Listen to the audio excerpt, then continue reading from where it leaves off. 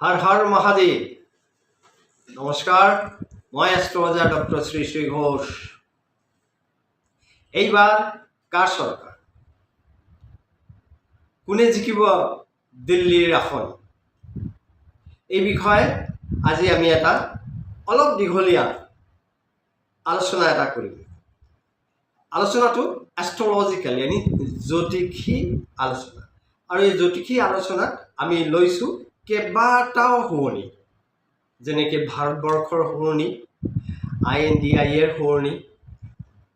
ভাৰতীয় জনতা পাৰ্টিৰ শুৱনি, ৰাহুল গান্ধীৰ শুৱনি, নৰেন্দ্ৰ মোদী ডাঙৰীয়াৰ শুৱনি, কংগ্ৰেছ পাৰ্টিৰ শুৱনি। তো আমি আটাইকেইটা শুৱনিক ভালেমান দিন ধৰি কেলকুলেশ্যন কৰি জ্যোতিষীভাৱে তাহাঁতৰ যিটো গ্ৰহ নক্ষত্ৰ তাৰ ক'ত কি অৱস্থান সেই ওপৰে আমি বিবেচনা কৰি এটা এনেকুৱা জেগাত উপনীত হৈছোঁ যে আমি এইবাৰ আলোচনা কৰিম যে এইবাৰ কাৰ চৰকাৰ। সবৰ প্ৰথমে মই এটা ডিছক্লেমাৰ দি লৈছোঁ, এইখন এটা জ্যোতিষী কেলকুলেশ্যন, এষ্ট্ৰলজিকেল কেলকুলেশ্যন হয়। জ্যোতিষীৰ সদায় এনেকুৱা মনত হয় যে এনেকুৱা কিবা বিশেষ সময়তে কেলকুলেশ্যন কৰি চোৱাটো। যদি মোক আপোনালোকে আগৰ পৰা ফ'ল' কৰি আছে তেনেহ'লে কিছুমান ইলেক্ট্ৰনিক্স মিডিয়া বা মোবাইলতো মোক পাই থাকিব এনেকুৱা প্ৰিডিকশ্যন দিয়াটো। আৰু মোৰ আজিলৈকে যিমান প্ৰিডিকশ্যন দিছোঁ একদম ওচৰ চাপৰে গৈ লাগিছে। আমি বহুত দিন ধৰি আমি মানে আমাৰ টীম, মোৰ টীম চবেই মিলি পেলাই কষ্ট কৰি পেলাই খালি অপেক্ষাত আছিলোঁ কোনদিন ইলেকশ্যনত ডেটটো ডিক্লিয়াৰ হয়, আৰু ডিক্লিয়াৰ দিয়াৰ সেই সময়টো, সেই দিনটো, সেই সময়টো আমি লৈ পেলাই আমাৰ চূড়ান্ত যিটো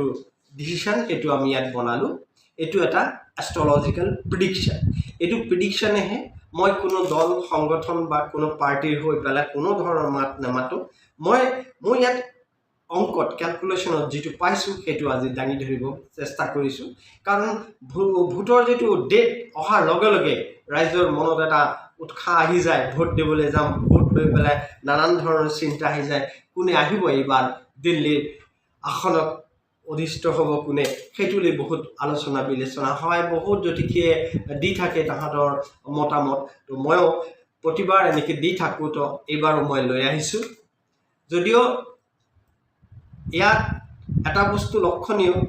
যে এষ্ট্ৰলজি কেতিয়াও ভুল নহয়, यानी জ্যোতিষবিদ্যাটো কেতিয়াও ভুল নহয়। জ্যোতিষী ভুল হ'ব পাৰে, এষ্ট্ৰলজাৰ ভুল হ'ব পাৰে, তাৰ গণনাটো, তাৰ অংকটো ভুল হ'ব পাৰে, কিন্তু এষ্ট্ৰলজি यानी জ্যোতিষীটো কেতিয়াও ভুল নহয়। যি নহওক, তো এতিয়া মই এইটো সম্পূৰ্ণ মোৰ নিজৰ কেলকুলেশ্যন, ইয়াত কোনো কাৰোৰ মানে দল সংগঠনৰ ছাপোৰ্ট হৈ পেলাই মই কোনো ধৰণৰ কথা ইয়াত নাপাতোঁ বা মই সেইটো ছাপোৰ্ট নকৰোঁ। খালি মই যিটো কেলকুলেশ্যন যিটো ওলাইছে সেইটো ক'ম। আজি ভিডিঅ'টো অলপ লেন্দি হ'ব। আগজাননী যোৱাকালি পৰহি মই ফেচবুকত এটা আপলোড দিছিলোঁ। আজি এই ডিটেইলছটো মই যে দিম তাৰ কাৰণে, তো বেছি বিলম্ব নকৰি পেলাই অলপ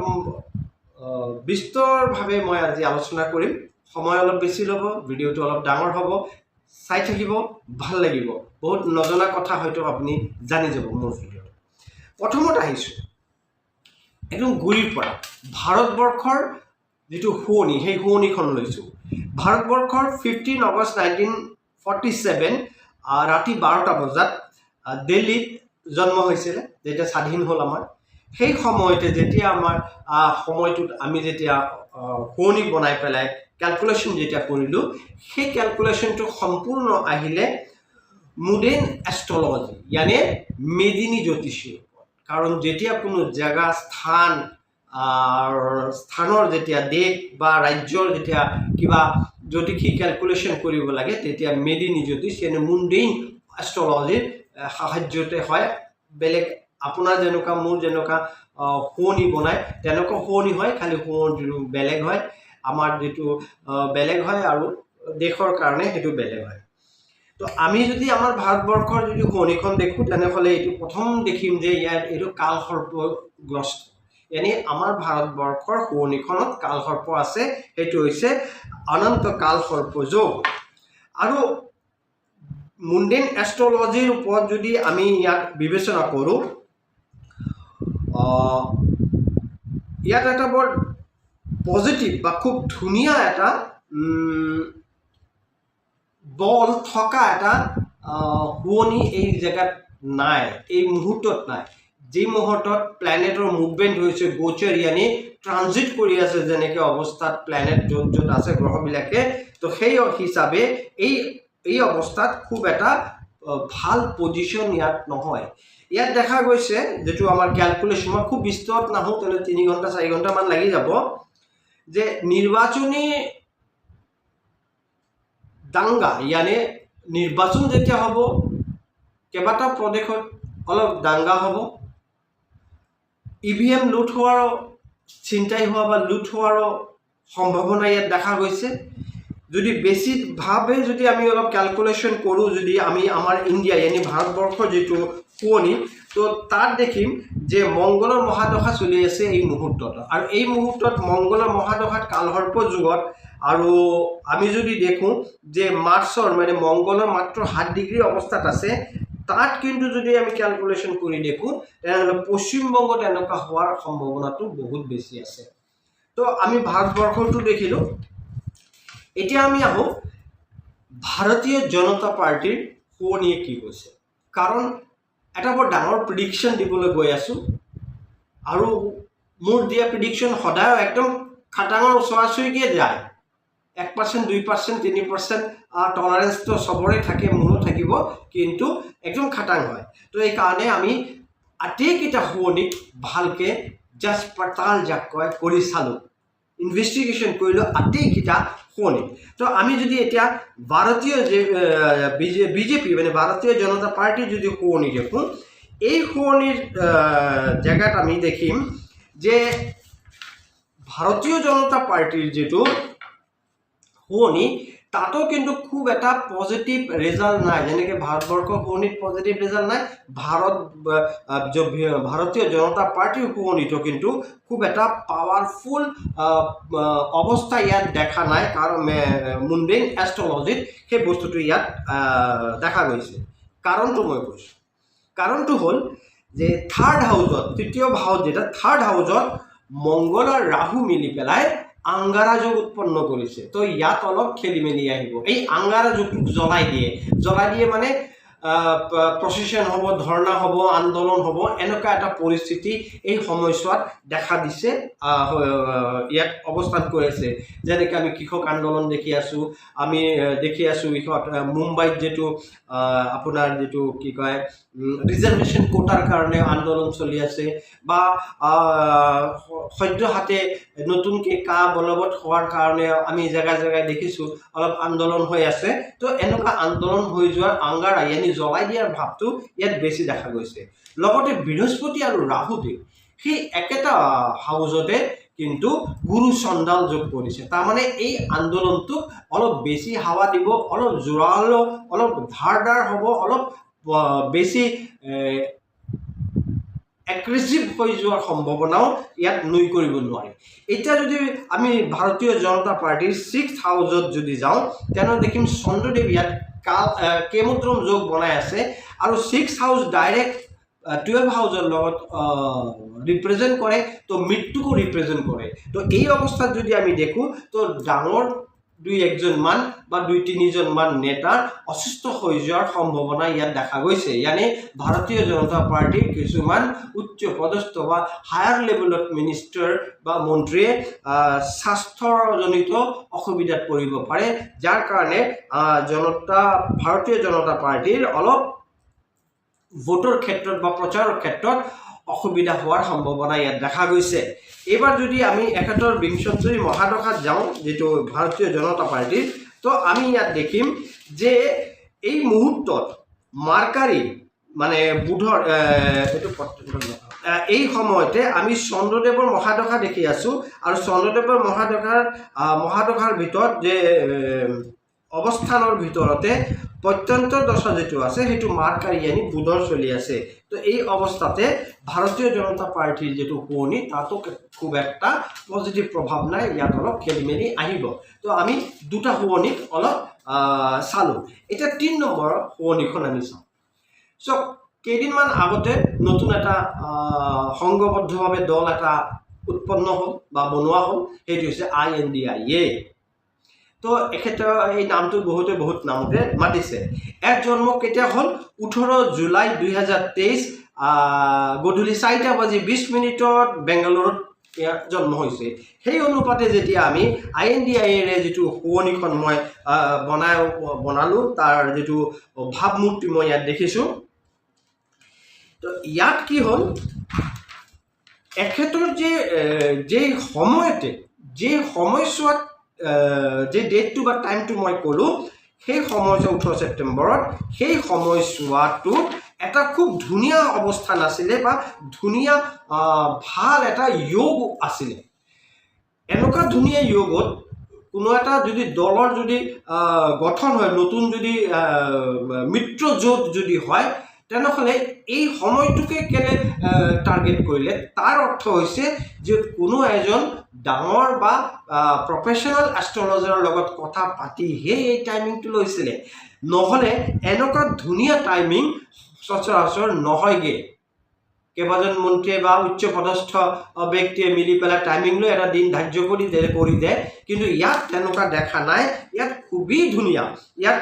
লগ্নৰ পৰা যদি 6th হাউসত যাও তাতো খুব ধুনীয়া হৈছে যদি দশম স্থানতো যাও তাতো কিন্তু খুব ধুনীয়া অৱস্থান দেখা গৈছে কিন্তু ইয়াৰ যেটো ক্যালকুলেশন আছে ক্যালকুলেশনত অলপ খেলিমেলি আহি গল যেটো হয়তো সেই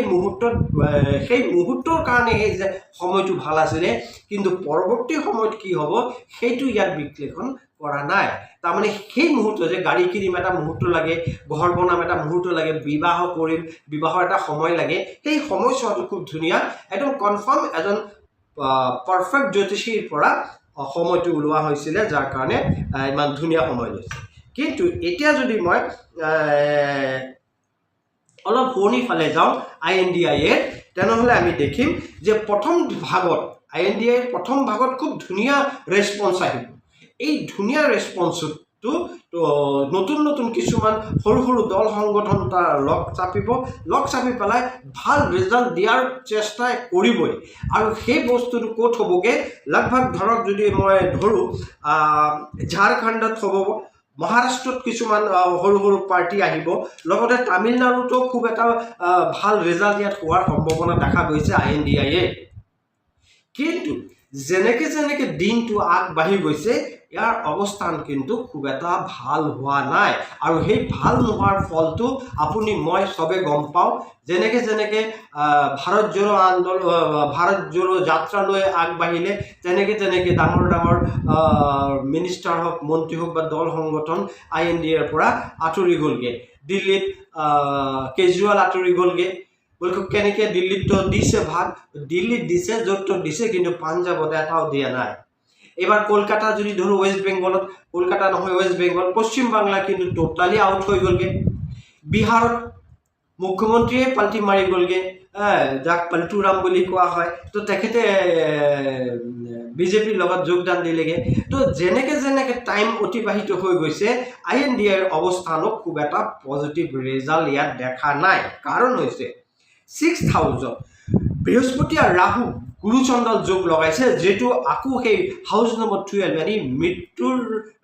ৰিপ্ৰেজেন্ট কৰিছে তাৰ মানে এই জায়গাটো খুব এটা পজিটিভ ৰিজাল্ট আহা নাই 2 নম্বৰ যদি দেখো 10th হাউস দশম ভাৱত যেটো 10th হাউস ভেনাস এনি শুক্ৰ আৰু মংগল মই খুব এটা বেছি লেন্দি নেযাওঁ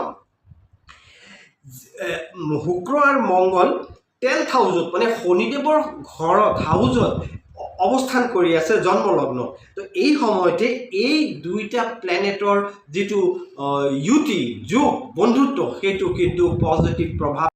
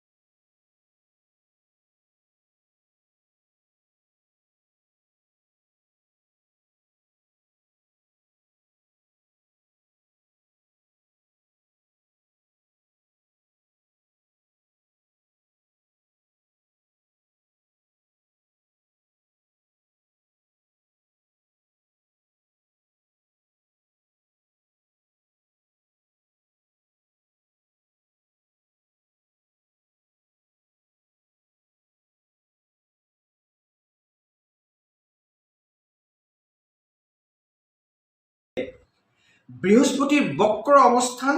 শনিৰ বক্ৰ অৱস্থান, মংগলৰ বক্ৰ লগতে নিচস্থ অৱস্থানে এইবাৰ ইয়ানি 2024 যেটো ফলাফল আহিব কংগ্ৰেছৰ 2019 পৰা সিট কমাৰ সম্ভাৱনা বহুত বেছি। মই আকৌ একবাৰ ৰিপিট কৰিছো যে 2019 বা 2013-14 যেটো সিট আহিছিলে তাৰ চেও 2024 কংগ্ৰেছৰ যেটো পাৰ্সোনাল নিজৰ কংগ্ৰেছৰ যেটো সিট সংখ্যা কমি যোৱাৰ সম্ভাৱনা প্ৰবলৰ পৰা প্ৰবলতৰ দেখাই আছে। তাৰ মানে আমি ইয়াত কংগ্ৰেছৰ যেটো শুৱনি সেইটোক খুব এটা পজিটিভ ৰিজাল্ট নেদেখিলো। এইবাৰ আমি আহিম ৰাহুল গান্ধীৰ শুৱনি। আমি এইকেইটা ডেট অফ বাৰ্থ সব গুগলৰ পৰা সাৰ্চ কৰি লোৱা, দুই একজনৰ পোৱা নাই যাৰ কাৰণে নোৱাৰিছো। আমি আটেইকেইটা আমাৰ গোটেই টিমে আটেইকেইটা ষ্টেটৰ এটাকে সৰুকে মেদিনী জ্যোতিষ ওপৰত ভিত্তি কৰি ক্যালকুলেশন উলোৱাৰ পিছতে আমি এই সিট কিটা যে কৈছো ইমান সিট কমিব বাঢ়িব তাৰ ওপৰতে বেছ কৰি এটো এটা সম্পূৰ্ণ এষ্ট্ৰলজিক্যাল প্ৰেডিকশন আপুনি তেনেকে চাব। অলপ লেন্দি হ'ব, এটো তো মই আগতে আপোনাক কৈ দিলো। ৰাহুল গান্ধী যেটো শুৱনি আহিছে সেই শুৱনিখনত পজিটিভিটি ইয়ানি ইয়াত ৰাজক হিচাপে তো একো প্ৰভাৱ ইয়াত দেখা নাই। মোটামুটি যেটো শুৱনি ইয়াত দেখাইছে যদি আমি অলপ শৰ্ট কৰিব বিচাৰো 12 এপ্ৰিল 2024 লৈকে পাৰ্সোনালি যেটো শুৱনি তাত ৰাহুল গান্ধীৰ খুব পজিটিভ ৰেজাল্ট দেখা গৈছে। যে 12 তাৰিখৰ পৰা 13 এপ্ৰিল আহিব তো ৰাহুল গান্ধীৰ যেটো গ্ৰাফ পলিটিক্যাল গ্ৰাফ বা তাৰ যেটো পাকাৰ বা তাৰ যেটো গ্ৰিপ সেই গ্ৰিপটো কমি আহিব তো লছত ৰান কৰিব। ইয়ানি আমি ক'ব পাৰি যে ৰাহুল গান্ধী 12 এপ্ৰিল 2024 পৰা লস গেইন কৰিব ইয়া লস বুক কৰিব। এই অৱস্থাত আমি ৰাহুল গান্ধী শুৱনিত আৰু বিশেষ কিবা এটা ভাল ৰেজাল্ট দেখা নাই। এইবাৰ আমি আহিছো যে আমি এইকেইটা আলোচনা কেলে কৰিলো সংক্ষেপে কৰিলো, নহলে তো বহুত সময় লাগিব। কাৰণ হৈছে যে এইকেইটাক যদি আলোচনা নকৰো তেনেহলে আপুনি গুৰিৰ পৰা বস্তুটো ধৰিব নোৱাৰিব যে এনে আন্দাজত হাওয়াতে মাৰি দিলে নেকি। তাৰ মানে আমাৰ ইমান দিনৰ কষ্টৰ ফলাফল তো অকন্ত আপুনি ধৈৰ্য লৈ যদি শুনে তো এই মুহূৰ্তত যিকেইটা কথা পাতিম সেইটো আপোনাৰ কাৰণে স্পষ্ট হৈ যাব যে এইবাৰ দিল্লীত কাৰ চৰকাৰ আহিব, কিমান সিট অহাৰ সম্ভাৱনা। কাৰণ আমি আগৰ পৰাই শুনি আছো নিউজ চালু কৰিলে অন কৰিলে টিভি আব কি বাৰ 400 পাৰ এনেকুৱা আমি ডায়লগ দেখি আছো বা শুনি আছো। তো এইবাৰ আহিছো আমি নৰেন্দ্ৰ দামোদৰ দাস মোদী আমাৰ প্ৰধানমন্ত্ৰী তেখেতৰ শুৱনি কি কৈছে। আমি এখেতৰ শুৱনিখন দিছো আৰু এখেতৰ শুৱনিৰ ওপৰতে গোটেই বস্তুটো আটেইকেইটা বুজালো, গোটেই বস্তুটো আমি ইয়াত দাঙি ধৰাৰ চেষ্টা কৰিম। এখেতৰ বৃশ্চিক লগ্নৰ শুৱনি হয় আৰু এই বৃশ্চিক লগ্নৰ শুৱনিত তেখেতৰ যেটো শুৱনি হৈ আছে মংগল লগ্নত বহি আছে, বৃহস্পতি 4th হাউসত আছে আৰু 10th হাউসে বেন আছে, শুক্ৰ আৰু শনি আছে। খেলটো ইয়াতে হৈ গ'লে দুইটা ৰাজ্যক লৈ এখেতে বহি আছে। এই মুহূৰ্তত তেখেতৰ যেটো অৱস্থান শুৱনি মংগলে পজিটিভ প্ৰভাৱ পেলাইছে, সূৰ্য আৰু বুধে বধাদিত্য ৰাজযোগত যেটো পাব্লিকৰ লগত যেটো সম্পৰ্ক সেইটো বহাই দিয়াৰ কাম কৰি আছে। চতুৰ্থ ভাৱত ইয়ানি চতুৰ্থ হাউসত 4th হাউসত আৰু 10th হাউস এই হাউস দুটাতে আমাৰ নৰেন্দ্ৰ মোদীৰ যেটো শুৱনি ইয়াক বাম্পাৰ সফলতা দিয়াৰ সংকেত দি আছে। কাৰণ হৈছে শনি আৰু শুক্ৰ, শনিয়ে কি কৰে পাব্লিকক ৰিপ্ৰেজেন্ট কৰে আৰু 10th হাউসত নিজৰ যেটো ঘৰ নিজৰ ঘৰত ভেনাস यानी শুক্ৰৰ লগত বহি পেলাই পাব্লিকৰ লগত যেটো অ্যাটাচমেন্ট সেইটো দিন বাই দিন ক্ৰমাগতভাৱে আগবঢ়াই লৈ যোৱাৰ ইন্ডিকেশন ইয়াত দি আছে। মানুহ যেতিয়া ইলেকশনত যেজন ব্যক্তি ইলেকশন খেলিছে বা ভোটত যুঁজ লৰিবলৈ ফিল্ডত নামি গ'ল তেখেতৰ এটাই কাম জনসংযোগ ইয়ানে পাব্লিকৰ লগত সংযোগ কৰা আৰু এই সংযোগটো ইয়াত প্ৰবলৰ পৰা প্ৰবলতৰ দেখা গৈছে 4th পৰা বৃহস্পতিৰ শনিৰ ওপৰত পজিটিভ ইয়ানি শুভ দৃষ্টি মই খুব এটা ডিটেইলছত নাযাওঁ শুভ দৃষ্টি দিয়াতে এই পাব্লিকৰ লগত যেটো মিল সেই মিলটো প্ৰচণ্ডভাৱে আগবাঢ়ি গৈ আছে ডে বাই ডে মানে প্ৰতিদিন এতিয়া যদি আমি হাউস নম্বৰ 5 দেখো তো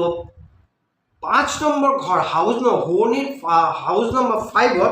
ৰাহুদেৱ বহি আছে আৰু ৰাহুদেৱ ক'ত বহি আছে বৃহস্পতিৰ নিজৰ ঘৰত ইয়ানি 12ত এবাৰ বৃহস্পতিৰ লগত যদি ৰাহুদেৱ বহি থাকে তেনেহলে গুৰু চণ্ডাল যোগ আকো একবাৰ দেখাইছে তাৰ অৰ্থ হৈছে যেনেকে যেনেকে পাব্লিকৰ লগত সম্পৰ্ক হ'ব মাজে মাজে ঢালানটো তলফালেও যাব আকো উঠিব আকো নামিব কিন্তু এটা কথা আছে কথাটো কি হ'ল যে এই 5 নম্বৰ ঘৰটোৱে কি কৰে পলিসি নিৰ্মাণ কৰায় পলিসি ইয়ানে ডাঙৰ ডাঙৰ পলিসি বনায় গভৰ্ণমেণ্টৰ যিটা পলিসি থাকে পলিসিত কাম হয় সেই পলিসি কিন্তু এই পলিসিত কি হ'ল গুৰু চণ্ডাল যোগ হ'ল গুৰুৰ ঘৰতে ৰাহুদেৱ বহি আছে তো ইয়াৰ কাৰণে কি হ'ব ইণ্ডিয়া গভৰ্ণমেণ্টৰ ভাৰতীয় গভৰ্ণমেণ্টৰ কোনো এটা পলিসি বা কেইবাটা পলিসি মানুহে বহিষ্কাৰ কৰিব তাৰ কাৰণে আন্দোলন হ'ব আৰু এই আন্দোলনটো ক্ৰমাগতভাৱে বাঢ়ি যাবগে মানুহ যাকে যাকে ৰাজপথত ওলাই আহিব আন্দোলন কৰিব আইন নামানো বুলি আইন বাতিল কৰাৰ যেটো পলিসি লৈ আহিছে পলিসিটো বাতিল কৰিবলৈ ক'ব আৰু যেটো আমি দেখা পাইছো দিল্লীত CAA কাৰণে এই হৈছে আন্দোলন হৈছে কলকাতাত হৈছে অসমত হৈছে ইফালে আমি যদি দেখো তেনে কৃষকে আন্দোলন কৰি আছে ইফালে যদি দেখো মহাৰাষ্ট্ৰত আন্দোলন চলি আছে ৰিজাৰ্ভেশনৰ কাৰণে তো এনেকুৱা কিছুমান আন্দোলন ইয়াত চলিব কিন্তু যদি আমি 4th হাউসত জুপিটাৰ আৰু 10th হাউসত ভেনাস আৰু শনিৰ যদি ক্যালকুলেশন যদি যাওঁ তেনেহলে দেখিম যে পাৰ্টিকুলাৰ এটা ডেটৰ আগত কিন্তু এই আন্দোলন নিষ্প্ৰভ হৈ যোৱাৰ সম্ভাৱনা প্ৰবল দেখা গৈছে তাৰ মানে আমাৰ প্ৰধানমন্ত্ৰী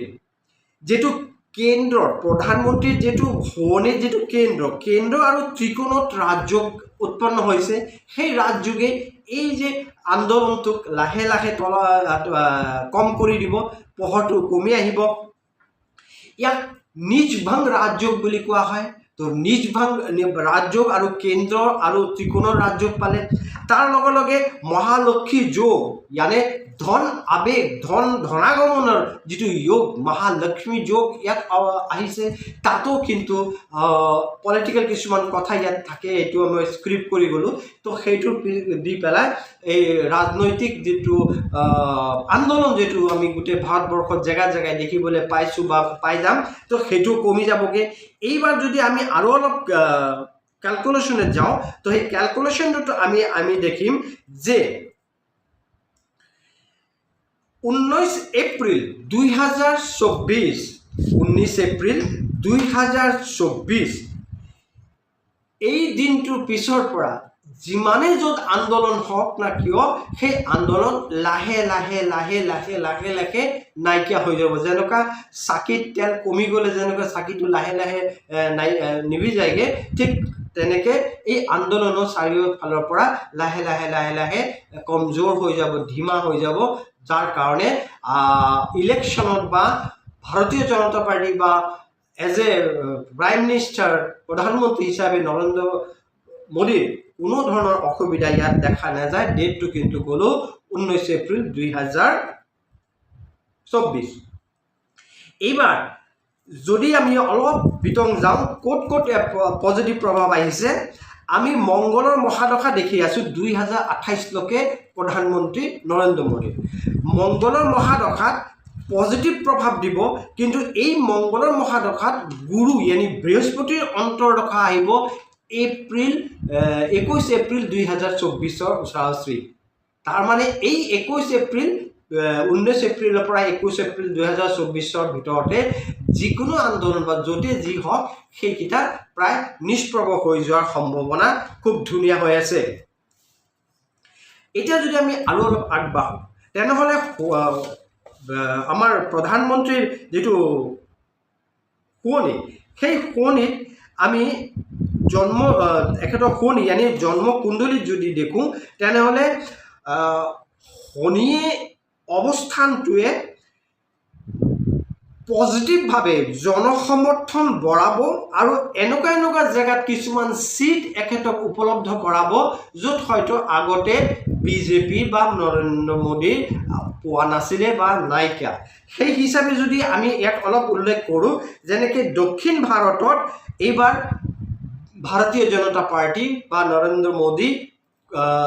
নতুনকৈ চিট তাৰ পৰা ওলাই অনাৰ প্ৰচেষ্টা কৰিব আৰু ওলাই আনিব পাৰিবই। উত্তৰ ভাৰত যদি দেখোঁ यानी আমি ইউপি সাইডটো যদি দেখোঁ তেনেহ'লে যোৱাবাৰ यानी 2019ত যিমান সিট আহিছিলে তাৰছে অধিক সিট লৈ পেলাই জয় হোৱাৰ সম্ভাৱনা ইয়াত পাৰফেক্ট হৈছে। আমি খণ্ড হিসাবে পূৰ্ব পশ্চিম উত্তৰ দক্ষিণ এই হিসাবে কৰিলোঁ টোটাল ক্যালকুলেশন তাৰ ভিতৰত আকৌ ৰাজ্যকেইটাক আমি বাছি ল'লোঁ। তো ইয়াত দেখা গৈছে যে উত্তৰ প্ৰদেশত মোটামুটি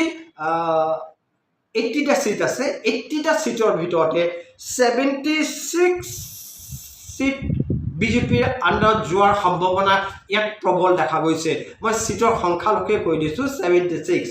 1% টলাৰেন্স হ'ব পাৰে, এটা সিট ইফাল হ'ব পাৰে আৰু বাকী যিকেইটা দল আছে তাত হয়তো 4টা 3টা বা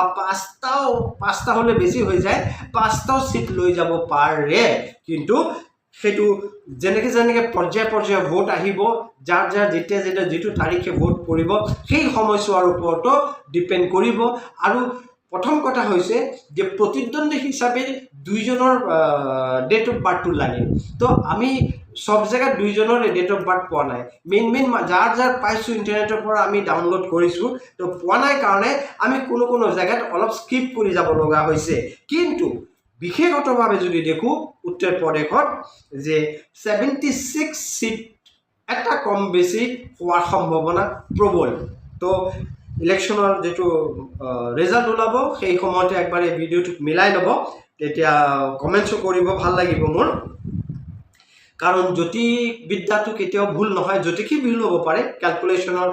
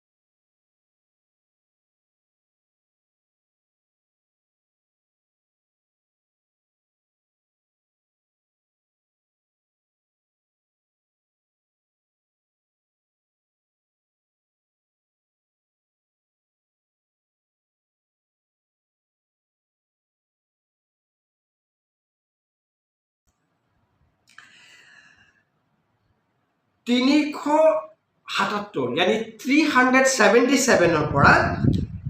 381 সিটৰ ভিতৰত টলাৰেন্সত ৰাখিছোঁ। ইয়ানে আমি যদি ধৰোঁ তেনেহ'লে 377 377টা সিটৰ পৰা 381টা সিট পোৱাৰ সম্ভাৱনা ইয়াত যোগ দেখাইছে। দুই এক জেগাত বাদ গ'ল, কিছু জেগাত আমি পোৱা নাই।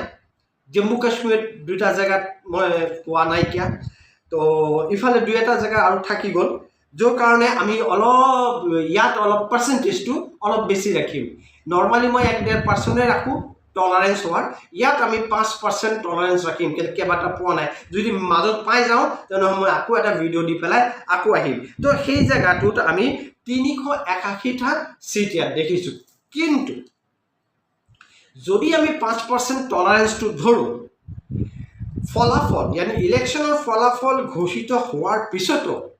কিছুমান নিৰ্দলীয় বা কিবা নামৰ থকা সৰু সুৰা যিকেইটা পাৰ্টি আছে তাৰ ভিতৰত কিছু পাৰ্টি আহি পেলাই ভাৰতীয় জনতা পাৰ্টি মানে NDAৰ লগত যোগ দিয়াৰ সম্ভাৱনা ইয়াত প্ৰবল দেখা গৈছে যদি তেনেকৈ যদি আমি 5% যদি টলাৰেঞ্চটো ধৰোঁ তেনেহ'লে মোটামুটি 391টা সিট লোৱাৰ সম্ভাৱনা বহুত বেছি ইয়াত দেখা গৈছে আমাৰ ক্যালকুলেশনৰ মাধ্যমত ইমান দিনৰ যেটো আমাৰ কষ্ট খাটনি সেই খাটনিৰ ফলাফল মূল ফলাফলটো হৈছে যে মূল কথা NDA 543টা সিটৰ ভিতৰতে 381টা সিট জয়লাভ কৰিব তাৰ পিছতো 10টা সিট তাৰ লগত ইনক্লুড হোৱাৰ সম্ভাৱনা আছে তেনেহ'লে ওভাৰঅল যদি আমি ধৰি চলো তো 381টাৰ পৰা 391 यानी 381টা সিটৰ পৰা 391 সিটৰ ভিতৰত থকাৰ সম্ভাৱনা ইয়াত দেখা গৈছে যদি লাষ্টৰ ৰিজাল্ট ডিক্লেয়াৰ পিছৰ পাৰ্টি কিটা যোগদানৰ পাৰ্টি কিটাক যদি আমি বাদ দি ধৰো তেনেহ'লে 377 পৰা 381 সিট ইয়াত প্ৰায় মূল যেটো ক্যালকুলেশনত আহিছে তাৰ মানে আমি ইয়াত দেখিব পাইছো যে 2024 নৰেন্দ্ৰ মোদী বিজেপি NDA আকৌ একবাৰ নতুন চৰকাৰ গঠন কৰিবলৈ গৈ আছে পজিটিভ ৰিজাল্ট ইয়াত পাই আছো এটো সম্পূৰ্ণ এষ্ট্ৰলজিক্যাল এটা প্ৰেডিকচন আপোনালোকে সেইভাবে চাব এইবাৰ থাকি গ'ল আমাৰ অসম আমি এবাৰ আহিছো অসমৰ ফালে আমি যদি অসমৰ ফালে আহো তো অসমৰ যেটো অৱস্থানটো আমি ইয়াত ক্যালকুলেশন কৰি আহিলো অসমৰ এই ক্যালকুলেশনটোত আমি মোটামুটি ডাইৰেক্ট সিটৰ কথা আহিছো কেইবাটা জায়গাৰ ডেট অফ বাৰ্থ মই পোৱা নাই যেটো আমি আপোনাৰ মেদিনী জ্যোতিষ সেই হিচাপে যদি ক্যালকুলেশনটো কৰি দেখো তো বিজেপি বা NDA 11টা সিট অসমত দেখাই আছে আমাৰ ক্যালকুলেশনৰ মাধ্যমত আমাৰ অংকৰ মাধ্যমত কিন্তু এটা সিট লৈ পেলাই মই এতিয়ালৈকে অনিশ্চিত কোনটো যোৰহাট সমষ্টিৰ সিটটো লৈ পেলাই মই অলপ অনিশ্চিত হৈ আছো কাৰণ হৈছে যোৰহাট সিটৰ যেটো যোৰহাট সমষ্টিৰ যেটো সিট সেই সিটত আমি গম পালো যে গৌৰৱ গগৈ প্ৰাৰ্থিত্ব লাভ কৰিছে আৰু ইফালে প্ৰাৰ্থিত্ব লাভ কৰিছে তপন কুমাৰ গগৈ এতিয়া গৌৰৱ গগৈ ডেট অফ বাৰ্থটো মই পালো পাৰ্টিকুলাৰ কোনো প্লেছৰ যদি প্ৰেডিকচন কৰিবলৈ হয় তেনেহ'লে দুয়ো পক্ষৰ ডেট অফ বাৰ্থটো প্ৰয়োজন হয় বাট ইয়াত মই গৌৰৱ গগৈৰ যেটো খনিখন বনাব পাৰিছো ডেট অফ বাৰ্থ অনুসৰি তো তেখেতৰ 4 সেপ্টেম্বৰ 1982 12:50 দিল্লীত জন্ম হৈছে সেই হিচাপে যেটো তেখেতৰ খনিখন বনিছে তাত ভেনাছৰ অৱস্থানটো খুব বেয়া পজিটিভ নহয় 1 ডিগ্ৰীত অৱস্থান কৰি আছে 9000 চন্দ্ৰদেৱ কেমদ্ৰম যোগ আহি পেলাই অলপ প্ৰবলেম কৰি আছে বাট এই সময় যেটো গ্ৰহগতিৰ অৱস্থান শনিৰ যেটো প্লেসমেন্ট গুৰুৰ যেটো প্লেসমেন্ট সেই প্লেসমেন্টত ইয়াত এটা পজিটিভ ৰিজাল্ট দেখা গৈছে যে ইলেকশ্যন यानी ভোট সংক্ৰান্ত ইলেকশ্যন সংক্ৰান্ত বিষয়তে নিৰ্বাচনৰ যেটো ক্যালকুলেশন যোৰহাটৰ যেটো মেদিনী জ্যোতিষ বা অসমৰ যেটো মেদিনী জ্যোতিষ সেই হিচাপে গৌৰৱ গগৈৰ অৱস্থানটো বহুত আগবাঢ়ি আছে পজিটিভ হৈ আছে কিন্তু এটো ওয়ান সাইডেড দুই নম্বৰ সাইডটো মই ক'ব পৰা নাই এই কাৰণে যে তপন কুমাৰ গগৈ ডাঙৰীয়াৰ যিটো ডেট অফ বাৰ্থ সেইটো মোৰ হাতত নাই, পোৱাও নাই, বহুত চেষ্টা কৰিলোঁ। তো তেনেহ'লে মই মোটামুটি এটা ৰিজাল্ট ইয়াত দিব পাৰিলোহেঁতেন। কিন্তু যদিও এইটো যদি মোৰ কেইদিন পিছত যদি পাই যাওঁ তেনেহ'লে মই আকৌ একবাৰ সৰু এটা ভিডিঅ' লৈ আহিম। কিন্তু এই অৱস্থাত এই সময়তে যদি দেখোঁ তেনেহ'লে গৌৰৱ গগৈৰ অৱস্থানটো মজবুত দেখা গৈছে। তো যদি এই চিটটো কংগ্ৰেছে যদি দখল কৰিব পাৰে, মানে যোৰহাট সমষ্টিৰ চিটটো যদি কংগ্ৰেছে দখল কৰিব পাৰে তেনেহ'লে আমি যেটো ক'লোঁ যে বিজেপি বা NDA 11টা চিট অসমত, তাত এটা কম বেছি হ'ব পাৰে। যদি এইটো হাতৰ পৰা ওলাই যায় তেনেহ'লে বিজেপি 10টা চিট, আৰু যদি আহি যায় তেনেহ'লে 12, যদি এই চিটটো যদি বিজেপিয়ে দখল কৰিব পাৰে তেনেহ'লে যোৰহাট সমষ্টিৰ তেনেহ'লে 12টা। তো আৰু 2টা অন্যৰ কাৰণে এৰিলোঁ, সেইটো পোৱা নাইকিয়া। মোৰ হাতত যিটো ক্যালকুলেশন আছে, তো 11ৰ পৰা 12টা চিট বিজেপি অসমত দখল কৰাৰ সম্ভাৱনা আছে। খালি কোৱেশ্চন মাৰ্ক এটা থাকি গ'ল, যোৰহাট সমষ্টিৰ যিটো চিট তাৰ ক্যালকুলেশনটো, সেইটো মোটামুটি পাই গ'লে তেনেহ'লে এই চিটটো কনফাৰ্ম এটা প্ৰিডিকশ্যন দিব পাৰিলোহেঁতেন। যি নহওক, এইটো থাকিলে আমাৰ এইবাৰ নিৰ্বাচনৰ যিটো জ্যোতিষী প্ৰিডিকশ্যন, এটা পূৰ্বাভাস আমি দিছোঁ। ক্যালকুলেশন কৰিব লাগে, বহুত কৰিব লাগে, বহুত মাথা খাটাব লাগে। বহুতৰ ডেট অফ বাৰ্থ পোৱা নাই, তথাপিও কালপাত্ৰ বিশেষ হিচাপে যেটো মেদিনী জ্যোতিষ, সেই মেদিনী জ্যোতিষৰ ওপৰত ভিত্তি কৰি আমি ভাৰতবৰ্ষৰ যিটো শুৱনি সেইখনকো আমি চাই পেলাই কংগ্ৰেছৰ বিজেপিৰ INDA চবৰ শুৱনিক যদি একজোট কৰি চাওঁ, তো ওভাৰঅল যদি আমি দেখোঁ তেনেহ'লে মূল কথা এইটো যে তৃতীয়বাৰৰ কাৰণে यानी 3.0 মোদী আকৌ একবাৰ নতুনকৈ ভাৰতীয় জনতা দল বা NDA নতুন চৰকাৰ গঠন কৰিবলৈ গৈ আছে। দিল্লীত উপস্থিত হ'বগৈ তেখেতলোকে, আৰু সেইটো এটা আকৌ একবাৰ ৰিপিট কৰিছোঁ, এইটো